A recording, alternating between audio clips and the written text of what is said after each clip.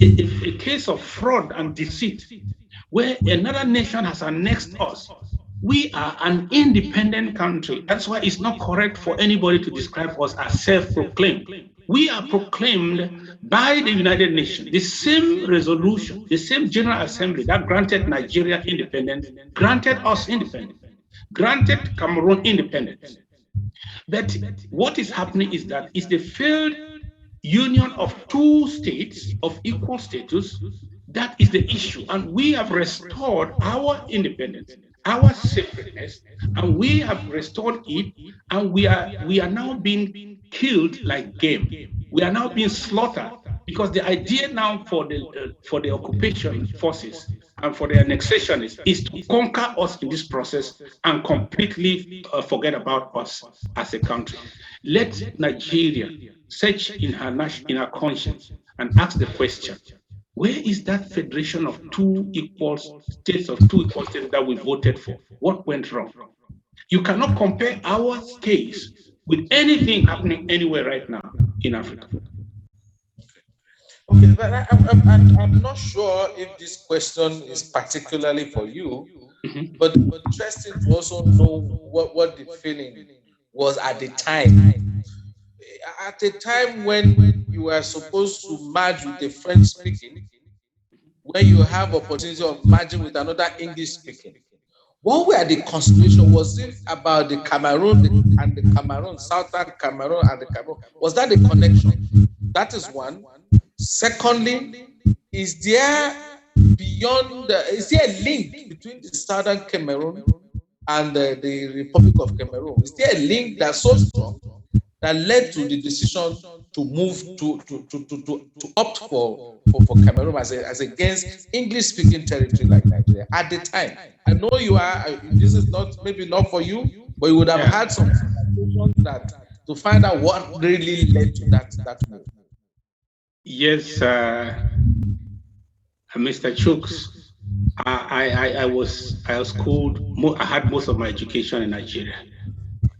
So, and in the East, I schooled in the University of Calabar. I had so many friends. And Nigeria is my second home. So, you and I today, we are in another generation. But when we go back to that generation, where that choice was made, you will discover that there were two things that caused the shift of that vote to the side of the French Cameroon. Not because they were the best in administration, not because there was any nostalgia, as some people want to say, that we wanted to join our brothers. No.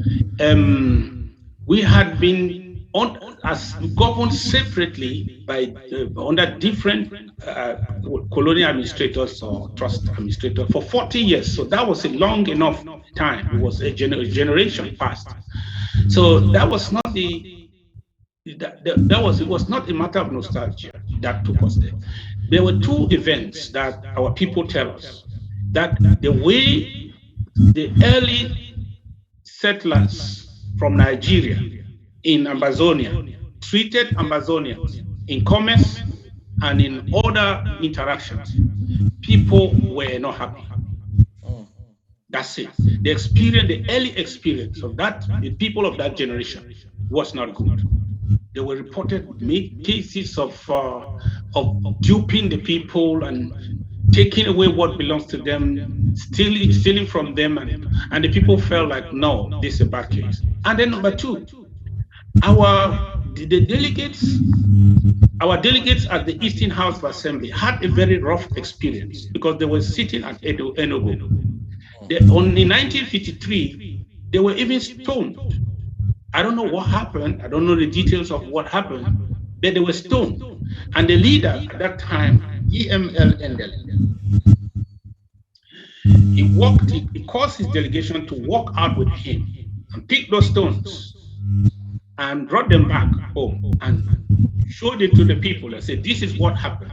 And they went to Britain, to the Queen, to come to make their case that they are not going to be governed together with Nigeria again. that they want to establish their own government.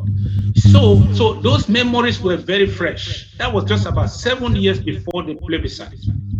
So people started campaigning and maybe making hills out of more hills and mountains out of more hills, and saying a lot of things which people said, yeah, that's the case. If that's the case, if we go that way, we're going to be treated, maltreated, tormented. Let us try what we have not tried.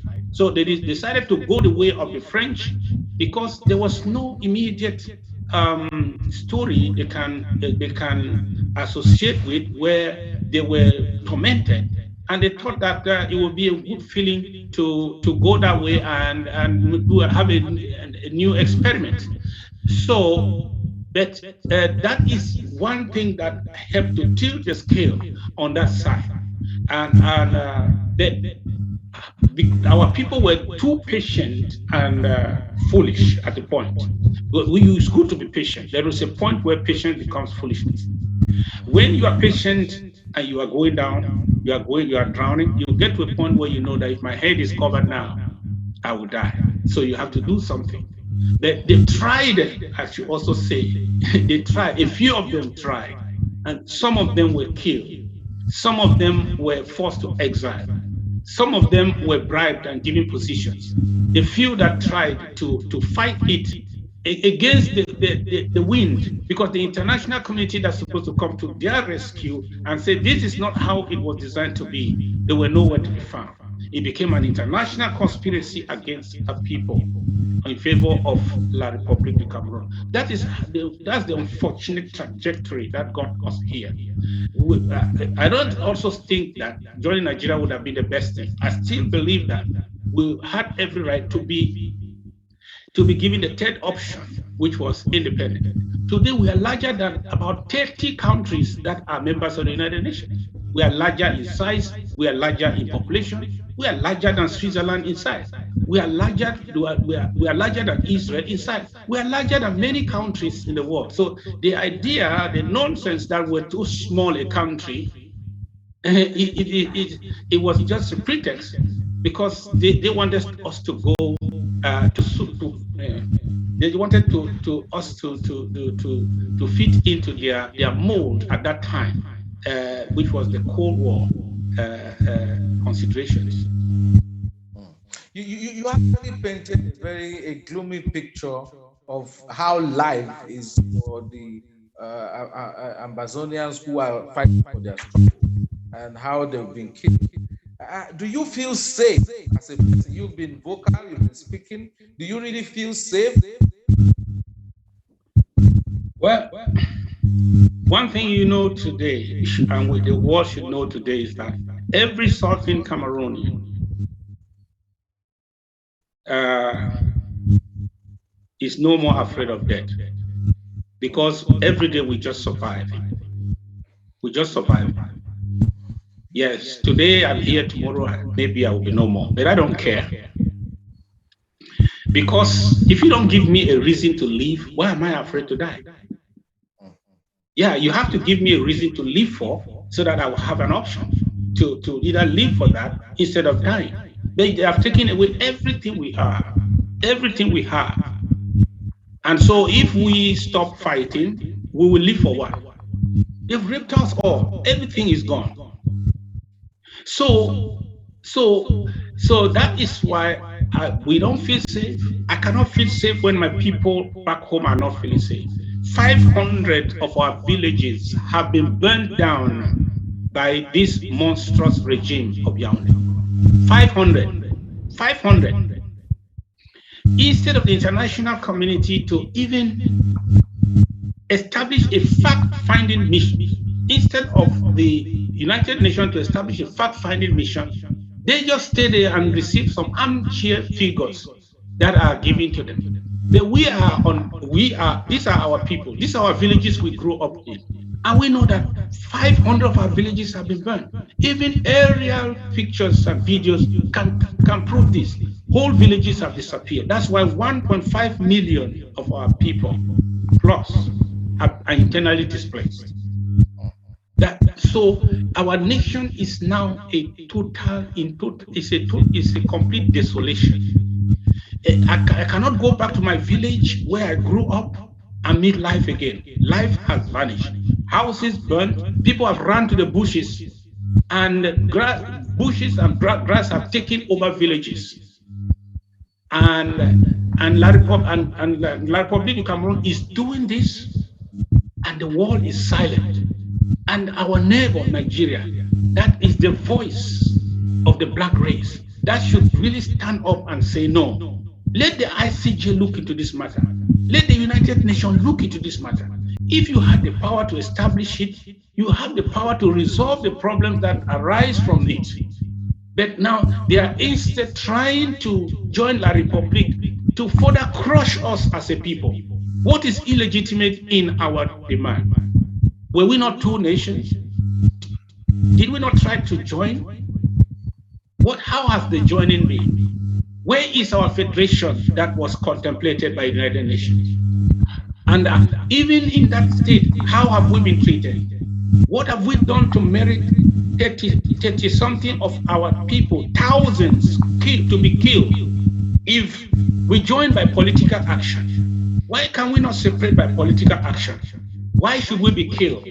We need people who can, with a sense of justice, leaders in Africa who can look into this matter. Southern Cameroon does not deserve to be annihilated by French Cameroon because of a political choice we made that went bad. Maybe on a final, how much you asked before what you wanted Nigeria to do, but I think in your last this last statement you actually itemized what from Nigeria, and that will be properly communicated. But I will want to know how much and how far would you take this particular structure? How far do you go with it? Yes.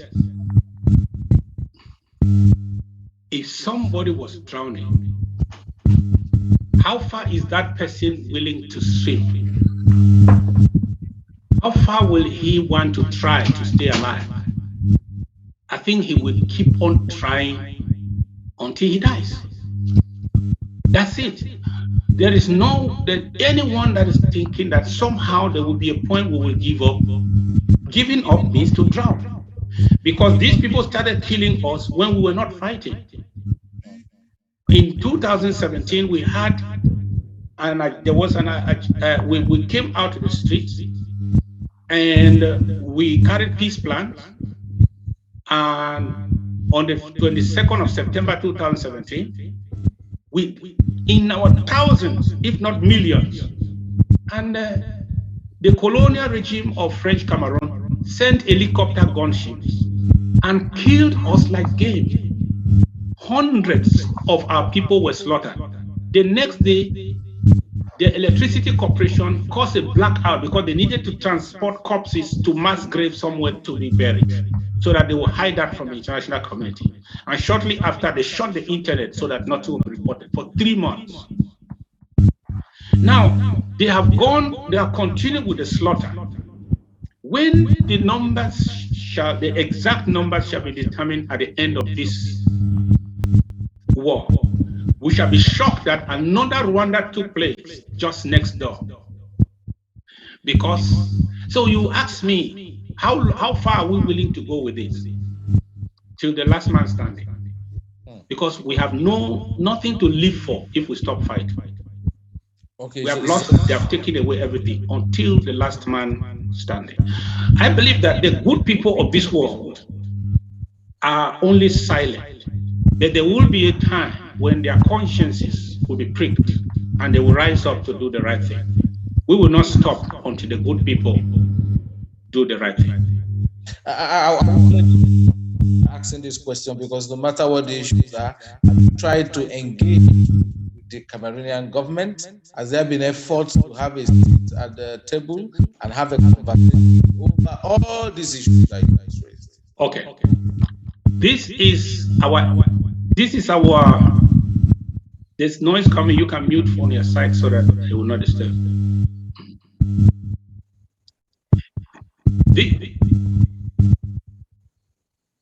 Yes. You can mute until you want to talk because there's noise coming from the background. Okay. Yeah. We have tried from 2017. I mean, let's go back to 1961 throughout, because it was a systematic decline. At every stage, we try to have a dialogue.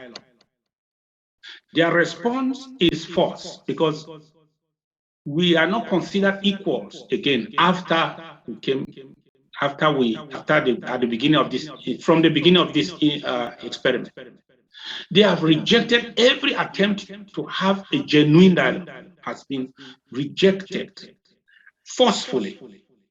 So, our activists were all banished, killed, imprisoned, and maimed, and completely forced to disappear. In 2017, when we came out, we didn't start by just saying we want to go our separate way, we want to restore our independence. No. The teachers, the civil society gathered together, created a consortium of civil society organizations throughout the southern Cameroon. And all we wanted to do was to have that genuine dialogue with the French Cameroon and tell them, this is not what we bargained for. This is not right. Because you are the one who seem to have seceded from this union. We created a federation of two states of equal status. You demolished it and reverted to your name, and you maintain your authority over us. That's annexation. They forced French teachers to teach our children. They sent French francophone lawyers into our courts. And for them, the assimilation was full circle. So our civil society presented legitimate grievances. And they said, we believe that these things will only have a permanent solution under a federal arrangement. The French Cameroon said, for them to have pronounced the word federation is a taboo. They moved to arrest all the leaders and imprison them, and in their kangaroo court, and trumped up all charges. They said there's treason and nonsense. How can it be treason? So we tried to have a dialogue then. They refused, and they opted for the military option. That's why we are fighting. Our people are only trying to defend themselves because, as you can see, if we are two parties, equal parties, we have a problem. And you don't want us to dialogue, and you are using force against me, means your intention is my annihilation. You want to conquer me instead of negotiating with me. So that is how we decided that if we don't do anything, this has now become an existential fight. If we don't do anything, these people are minded to exterminate us and take our country by force. So that is how this happened. So we have tried our best. Right now, in 2019, the international community in Switzerland came together and put together a process for a peaceful resolution of this conflict, where the two sides should come and meet so that we can look at the root causes of this problem, so that we can negotiate and part our different ways.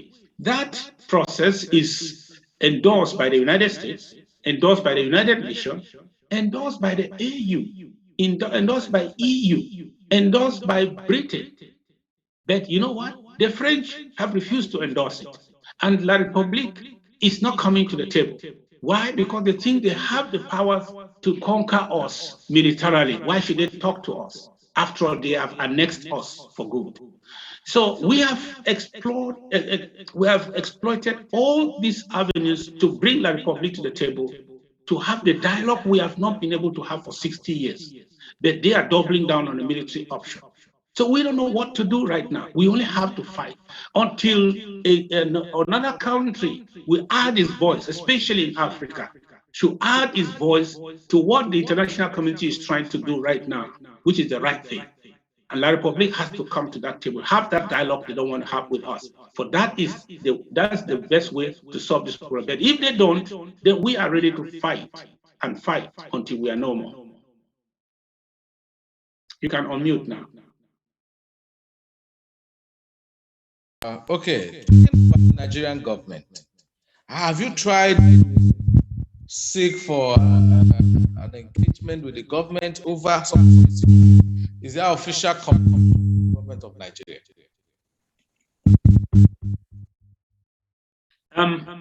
Right now we are communicating through unofficial channels because of what happened in 2017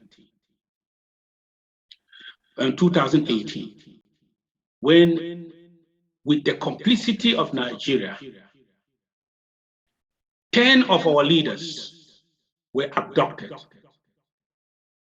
and were extraordinarily renditioned to Yaoundé, where, thank God, they were not killed, and they have been unfortunately have been given life sentences. These were people who were not breaking the law in Nigeria.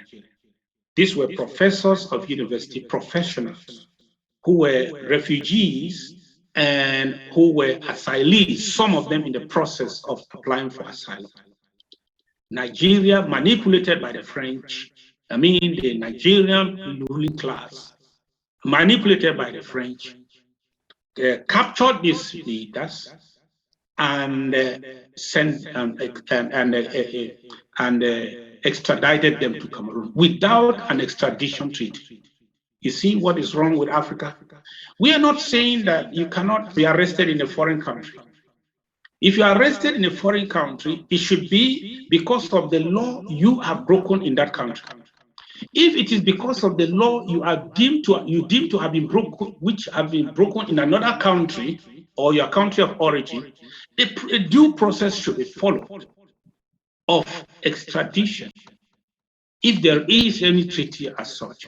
And that process will make sure that there is a rule, the rule of law is not sacrificed, so that everybody has his chance at law.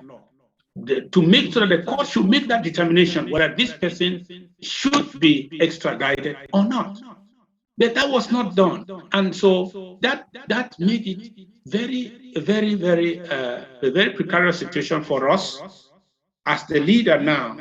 Do you think I can just go ahead and just seek audience with the president of Nigeria, the President Muhammadu Buhari, and just come? It's not easy, because if they thought of us in that manner and even arrested our people who was under protection by the United Nations, as protected people, if they could take them and just extradite them to be killed, what would they do to me or to us if we try to come close to the Nigerian people? We want to be understood by the Nigerian leadership to say that what is happening to us is unfortunate. We did not ask for this. We have not done anything to deserve this. And we need the voice of reason to help so that we can prevail in this. We don't deserve to be killed. So that relationship has been severely damaged. But we are trying to use informal channels to reopen our communication.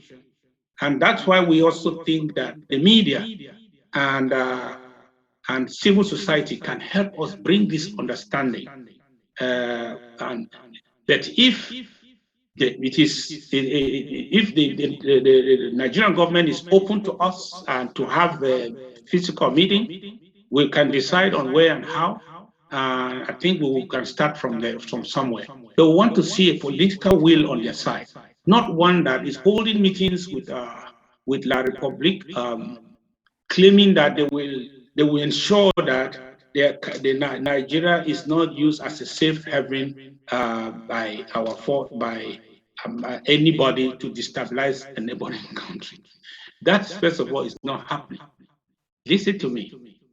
The Ambazonian Restoration Forces are fighting occupation forces. And when you are fighting occupation, you fight occupation where occupation is taking place. We cannot fall into Nigeria to fight occupation. Nigeria is not part of our territory. We are fighting occupation. We are resisting the enemy where he is coming against us. So we have never. This is just imaginary. The French and the Secret Service have just created this boogeyman and saying somebody is trying to use your country. No. Even if you find a fighter who had been fighting with AMBAZONIA, resisting the enemy, if you find one in Nigeria, they are there for protection because they don't have the tools. They cannot resist with empty hands. And some of them might decide to fall back into Nigeria. And where that happens, they are not in Nigeria to destabilize Nigeria. No, they are in Nigeria for protection. And they have a right to be protected. Until they break a law, the law of that country, they have the right to be protected by that country, by Nigeria. Okay, maybe last if you meet President Buhari of Nigeria today, your direct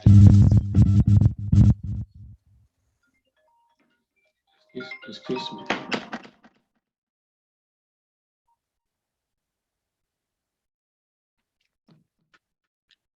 Ask me the question again. I'm sorry. The phone.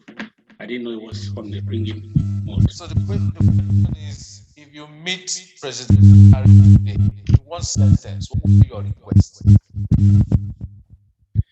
I would tell him, I will first of all appreciate him for what Nigeria has done that is good for our people.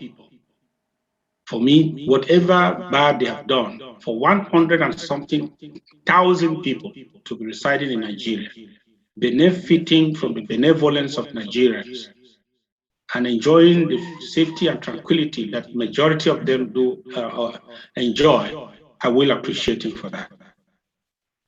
But I will not forget to tell him our disappointment with the way our 10 leaders were abducted who were not breaking any law in Nigeria.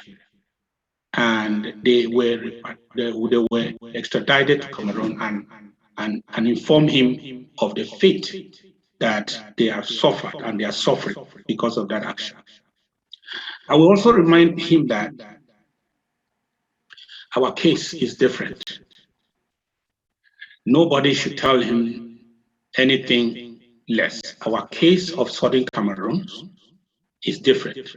And if we succeed in our quest, there is no threat to Nigeria.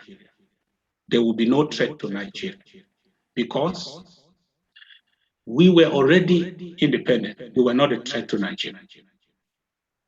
When we were governing ourselves, we were not a threat to Nigeria. And if we have restored our independence and they can add their voice to it, we are going to be good neighbors for the rest of our lives. That is the assurance I will give him. And the Nigerian Secret Service can do everything to get from the people of Ambazonia, not from social media fabrications and propaganda churned by the French Cameroon Secret Service, but from the people of Ambazonia. Nigeria has a consulate in our country, which was supposed to be their embassy in Southern Cameroon. They have more than 400,000 Nigerians still in Ambazonia today, despite the war. They can get more information than what Atanganji, the criminal from the criminal colonial minister from Yaoundé, or the system, the Yaoundé junta can tell them. So they can know that we are the best neighbors Nigeria have, one of the best Nigeria have, and we are people who respect the law. You're muted. Thank you for your time, and it's been an interesting session with you. Thank you. The issues of humanitarian issues over there, and we pray that these things are sorted out. Well, I also personally want to wish you all the best in your struggle. Thank you. Thank you, thank you. Please don't forget to publish our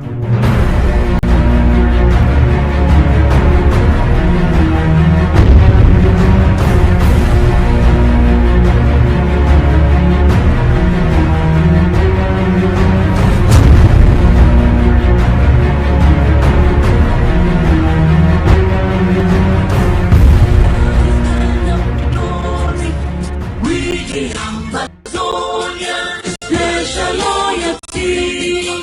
Praises to our Savior who granted us the freedom. And left us to the hero who brought along we gather.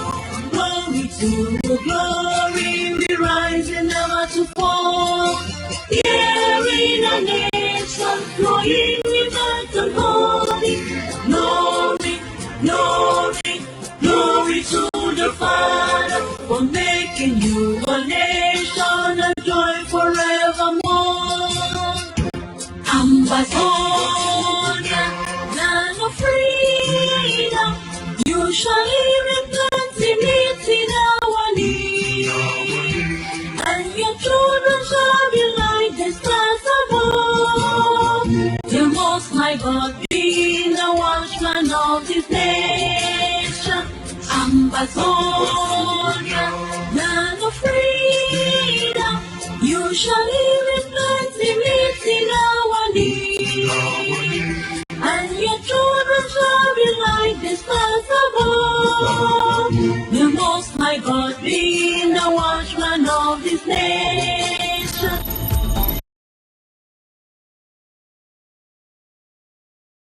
You're watching ABC Amba News, Prime Reports on ABC Amba TV.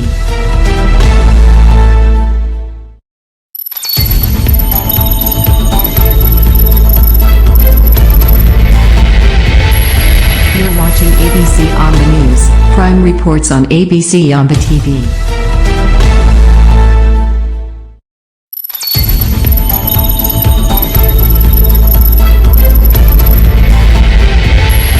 You're watching ABC Amba News, Prime Reports on ABC Amba TV.